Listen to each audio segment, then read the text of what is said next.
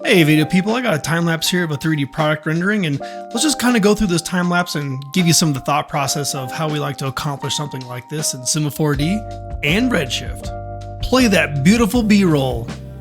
Really time lapse, but you know what I mean. So basically what we're starting with here is the program called PureRef. I like to kind of get some reference images of things that we're going to be looking at and kind of trying to match some of the stuff that the client liked from previous images. And I like to gather those images and kind of just put them all into the same sort of project to kind of keep that look going. So I kind of found one image that they liked. They wanted to look sort of similar. And using this CAD model, it just comes in, you know, with nothing in it. So we're kind of looking at lighting, textures. I like to put a little bit of a kind of just initial lighting in there, and just right now we're roughing it out. We're not really caring too much what the 3D is. We're just getting a sense of lighting, atmosphere, what you know, everything's kind of doing. And Unreal Engine login there was, I'm going to start pulling some textures from Megascans. And as you can see, there is just, with a lot of CAD models you'll get from clients, especially in engineering fields, there is just tons of parts and materials and just a lot of different bits and bobs, and we just need to sort of figure out what each material is. Luckily, the client just said, we just want a shiny metal aluminum style material. And I actually looked up sort of the reference of what, you know, a lot of these spacecrafts are made from, and a lot of the satellites, what they're made from, and a lot of it's just like a really high quality, lightweight aluminum. One of the things I wanted to make sure it was a little bit different is, even though the body's kind of all aluminum, reflective-y, real simple kind of one material thing, I wanted to make the solar panels a little bit different. And I'm also setting it up to have control for that in Photoshop, but we'll kind of get to that part later of how we, you know, sort of isolate that to color correct that, add some reflections, you know, kind of faking a lot of stuff, but we'll get to that here in a second. So I'm just kind of going through the materials, seeing what everything's sort of doing, how it's reflecting, and just trying to kind of, you know, just trying to get a feel of, you know, what we like, and it's going to start to develop some of our images. I'm kind of looking at the reference, pulling that back and forth, and you know, there are some things we're going to have to fake. It is a product rendering, and so it's not going to be 100% accurate, you know. Because we need to embellish a little bit. We want the product to look good. So that's why there's just a little bit of tweaking that we're doing here.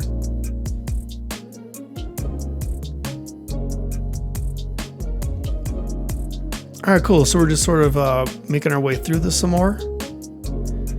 Now I'm starting to get an idea what kind of lighting I want to do. You know, obviously out in space you would only have the sun, so it's really one main directional point of lighting, but we're gonna embellish that a little bit like I mentioned earlier. But right now I'm just trying to get a nice one point lighting and kind of seeing what is feeling good.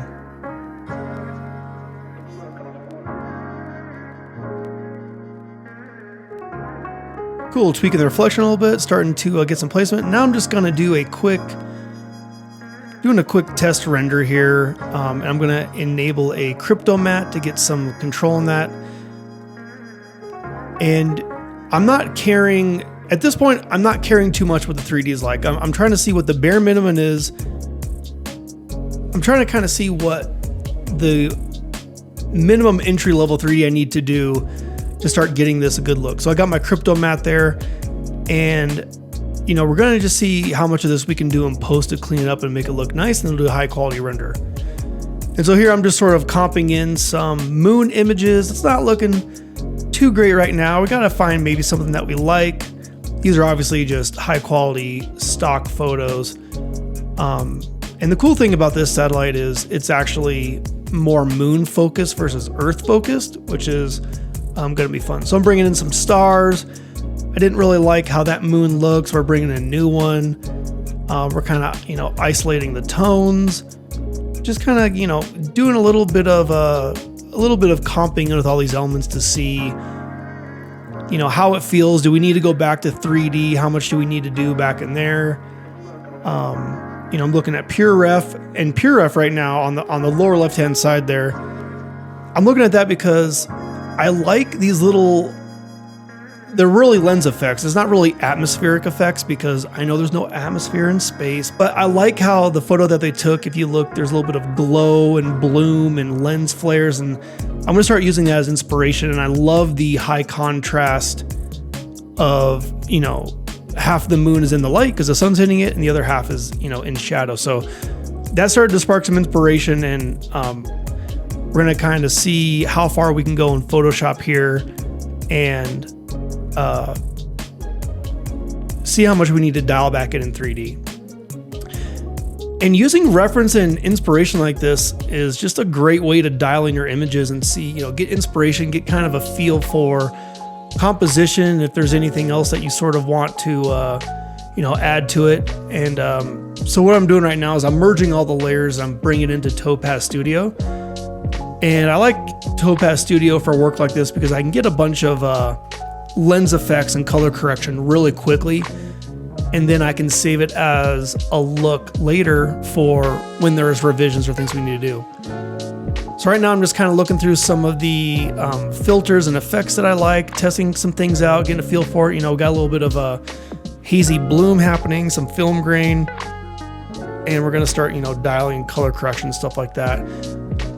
Little bit of depth of field to kind of blur those edges, and right here we kind of have like a decent base look. So you know, I'm adding a few more things, a little bit of color correction, tweaking some of the lighting, and I'll eventually save this as a preset so we can come back to it. But I think at this point what I started to notice is like, okay, this is, you know, for a base start, not doing much in 3D, this definitely is not looking bad. And so I'm just like playing with some text imaging, see if they, seeing if anyone likes, you know, maybe a little bit of text to kind of give it sort of that, you know, title credit kind of feel, and maybe, you know, just give a little bit extra to it. And so right here, you know, I feel like it's in a pretty good spot. So I'm gonna start comping in some lens effects. I'm looking at different flares, and I'm actually using some footage that has real life flares down there in the timeline. I'm just taking still images from that of, you know, things that I like to kind of bring in some of those lens effects, you know, some of the bokeh, the chromatic aberration, you know, really taking inspiration from that reference image that we watched earlier. All right, cool. So at this point in time, you know, we're kind of getting a good sort of start. It's feeling good. Maybe that was sent off to the client as an initial rough kind of idea, get some approval on that. And we just kind of tweak it back and forth and work with them to see what they need. One of the comments were they kind of want to turn, you know, the angle of the satellite a little bit. Let's add a second satellite in the background that's kind of off in the distance, because they're going to be communicating with each other. And we're just taking in these notes. We're going back into 3D. This is why we didn't spend too much time in 3D, because we're going to refine it as we go. So we're going to take some of those notes, and now we're working into more 3D, you know, going back into 3D and work on those notes. At one point in time, I dropped in a big sphere here, just so I could match the lighting that I was starting to do in Photoshop. So we got this nice backlighting, and, you know, obviously what we're going to need to do is throw in a light to light the front a little bit. And I did kind of play with adding moon textures onto the sphere and just kind of get an idea to see what things felt like. But eventually I kind of just said, you know what, the Photoshop one's good, so I'm just going to use this as a lighting reference. And as you can see, you know, made an instance of that one, put it in the background a little bit, and we're going to bring all this back into Photoshop and kind of comp it in again really quick. But yeah, so we need one of the feedback points was to turn the satellite facing the moon, because that's really where it's going to be communicating. And so now we need to add a little bit of support lighting to make the product render stand out a little bit. Because obviously in real life, you know, there's one light and this is going to be in nothing but shadow. But, you know, it's a product render. We can fake it a little bit. We want to make it look good. So we're just, you know, adding a little bit of reflection and some supportive lighting in there.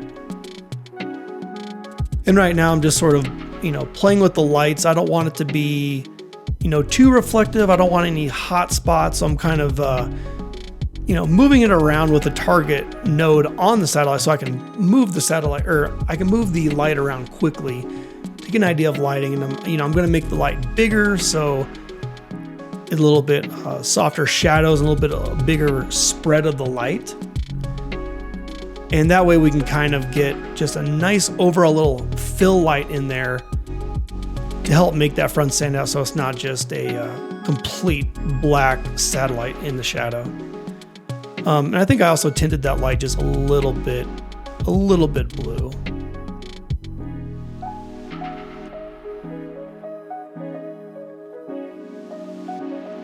All right, cool. And now I'm going back and kind of, just making sure our reflections are looking good, kind of tweaking a couple of things.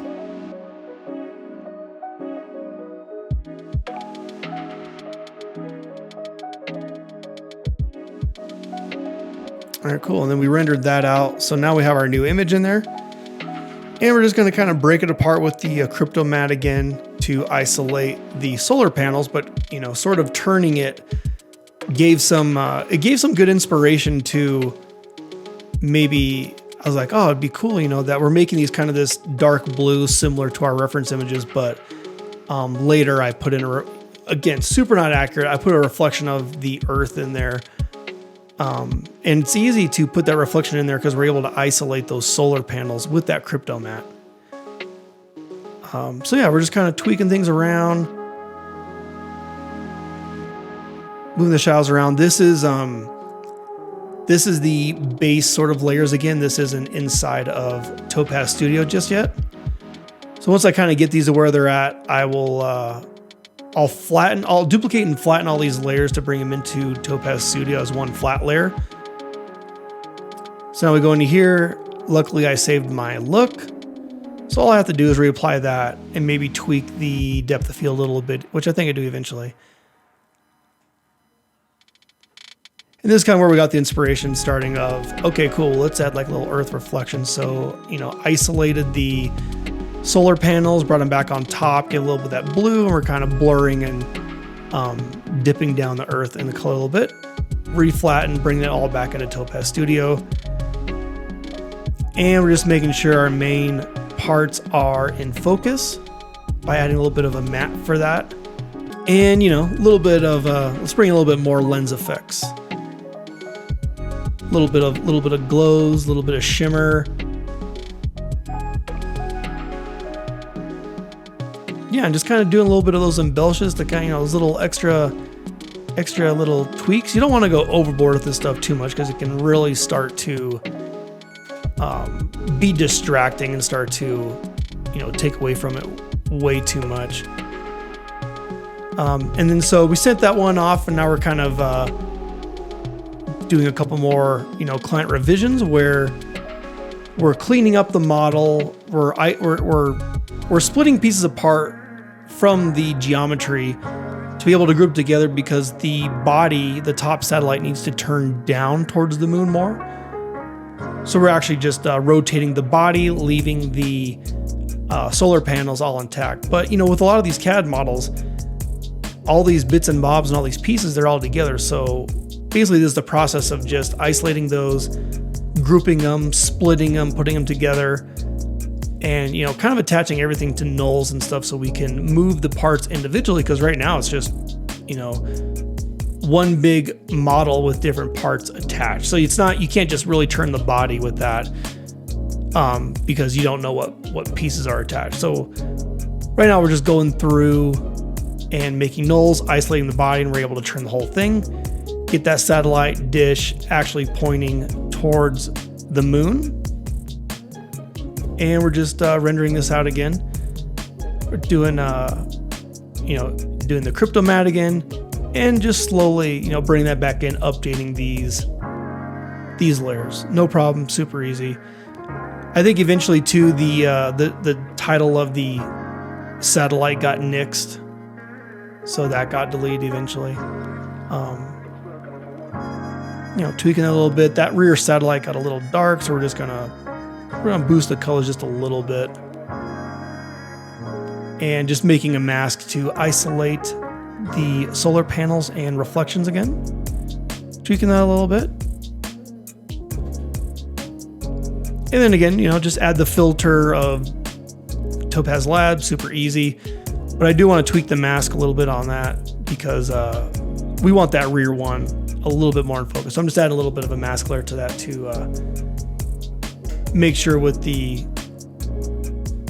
radial burr that we're adding to that it doesn't look like it's super out of focus. So that's what that is, just sort of pushing and pulling, finessing that a little bit, making sure that the main product render is still shining. And then after finessing a little bit and getting some notes and working with the client to get the product render that they like, here's the final still image from that and the process that went into it.